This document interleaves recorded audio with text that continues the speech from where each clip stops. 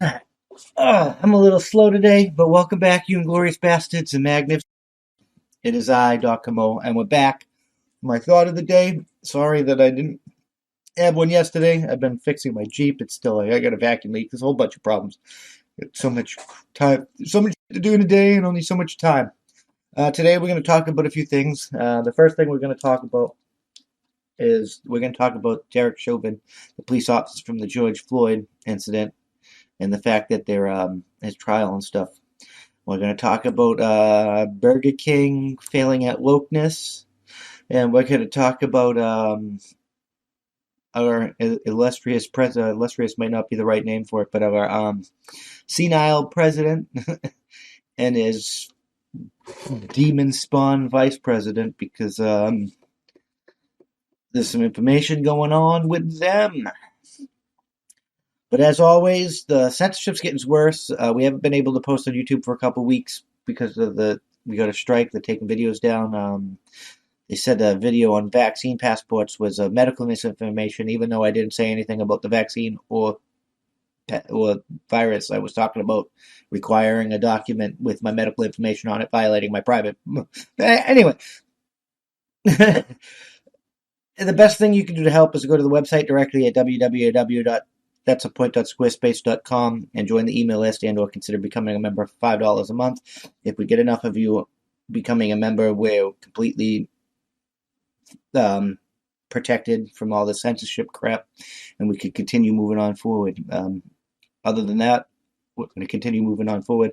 And if you even just join the email list, at least, and you view the content from the website, at least you get it directly from us. It makes better. If not, please like, share, subscribe, review, do all the tools your platform offers to help boost us in the ratings, to help get us boosted up there, because it's the only way we can beat this machine. I mean, it really is. It's the only way we could move forward and continue talking to you guys. Because I really enjoy talking to you guys. Somebody got to do it. I wasn't always political, but I mean, things have been so bad lately that I've had no choice. At least I felt that way. I felt like I've had no real choice in the matter of whether or not I have to do something. And this is the best thing I can do, is share my knowledge with you guys. But anyways, without further ado, Derek Chauvin. Well, now we'll get into Derek Chauvin in a minute. Well, I want to talk about this real Burger King. That's why I have the real Burger King up there. The real Burger King. Burger King is, it's been woke. It's been tweeting like woke things, but more like most corporations for a little bit while now. Well, on International Women's Day here the other day, they decided to get wokest as woke. And they decided to get so woke because not a lot of women work at Burger King or work in the kitchen or culinary arts. They decided to say women belong in the kitchen, trying to like promote fucking that weird fucking please be chefs or whatever fucking thing on International Women's Day, and obviously it was not received well. Women took it as Burger King was being patriarchal, telling them to shut the fuck up and get back in the kitchen. I mean, Burger King, bro, you need to fire your marketing or your PR people, because if they who are your social media manager, because they failed you. They failed you epically. They fucking bent you over and stuck it in with no lube. Oh, it's just little funny things, but I think it's funny that these companies try and do woke and they go broke, and it's awesome.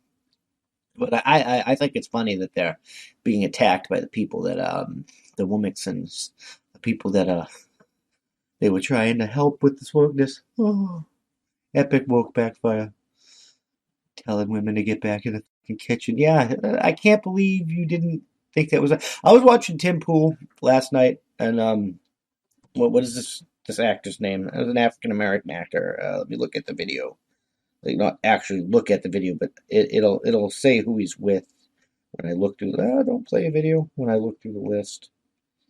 But it was like Charlton. No, I might have got that wrong. Of course, you're gonna make it so much difficult to find like this video. There should be like a list of videos where we.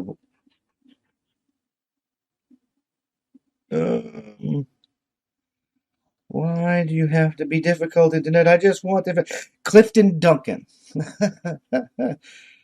He said they should have changed their name to the Burger Queen for a day, and that would have been a better like pro Women's Day pro female message. And I agree, the Burger Queen probably would have been a better message. But instead, you told to get back in the kitchen.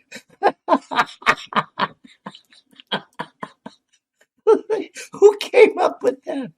Oh, I think your social media manager trolled your ass, and you listened to it, fell hook, line, and sinker. No wonder why you went out of business during COVID.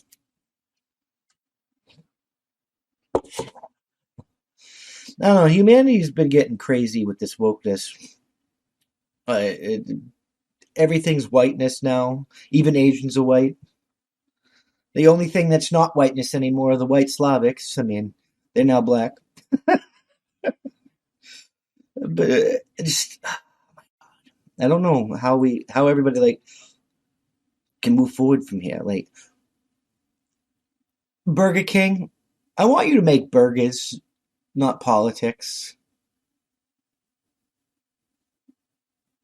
Hollywood, I want you to make movies, not politics. I go to you to escape politics. I go to you to eat food. When I want politics, I'll go to a Tim Pool.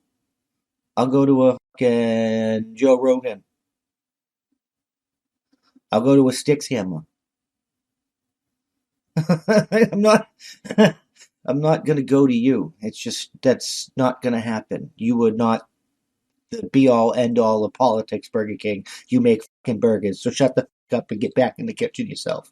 Make like that you think that should be in the kitchen and get back in that motherfucking kitchen. I can't wait to see how much more this blows up in their face because this is sweet. Sweet, sweet, sweet wokeness karma punching you back in the face. I'm just saying. All right, all right, all right. And we're back. All right, so now we're going to talk about the Derek Chauvin trial because this is insane. I mean, if you've been living under a rock, you might not know what's going on. I'm going to get a better chair.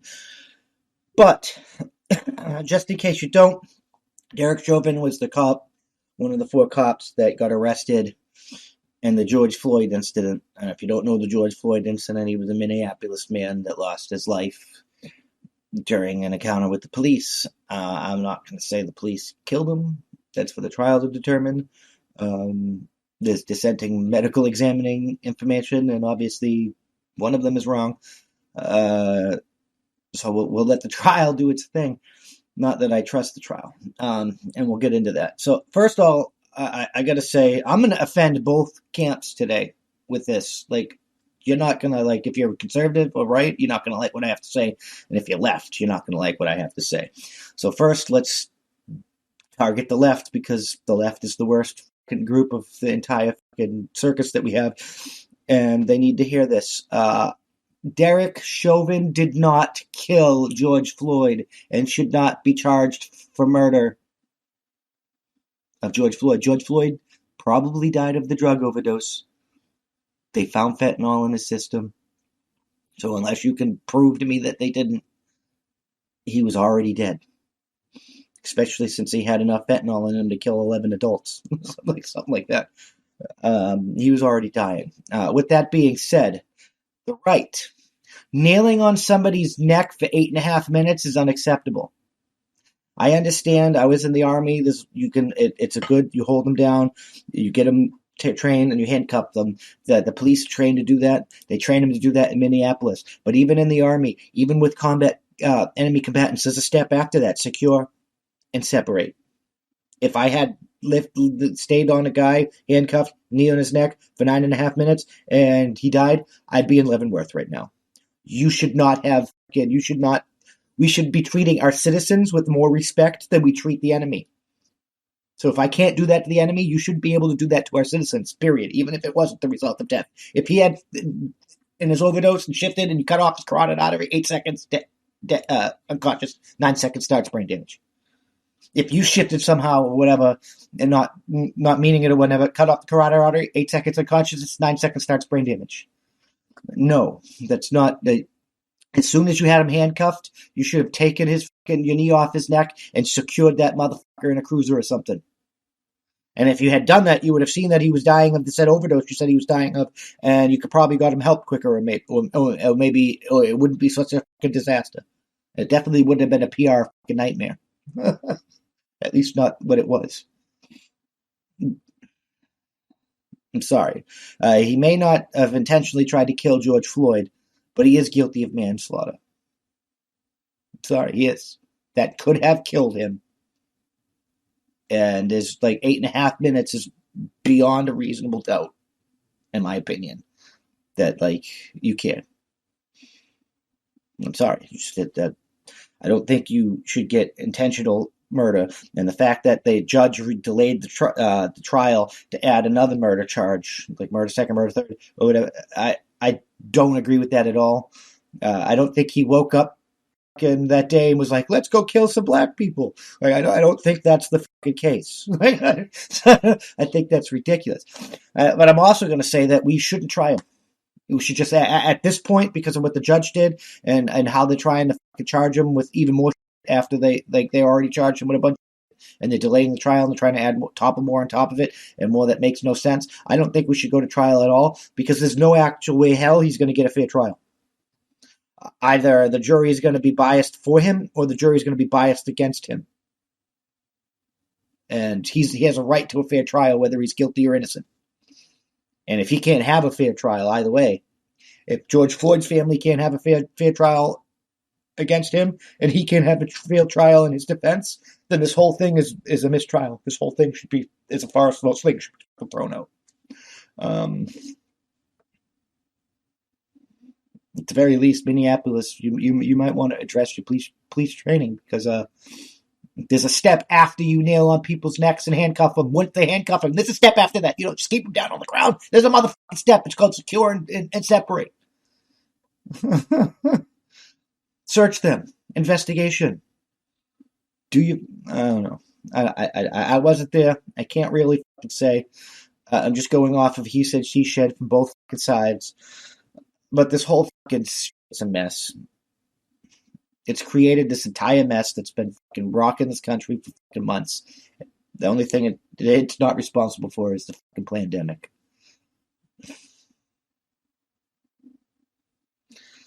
I don't know if we can go forward from here. Like, how are we supposed to? We can't just not let the trial happen. George Floyd, whether Chauvin's innocent or guilty, George Floyd's family deserves their trial, deserves justice to be like, deserves the truth to come out. Chauvin deserves his day in court. He deserves to be treated as innocent until proven guilty. It's not going to happen that way, though. And the fact that it can't happen that way because this is an extremely political trial. How are we supposed to trial him without a mistrial? How are we supposed to trial him without violating his rights? How are we supposed to trial him without people thinking he can never be proven guilty? And how are we supposed to trial him with people thinking that he's flat out not innocent? There's no trial of his peers. There's no trial.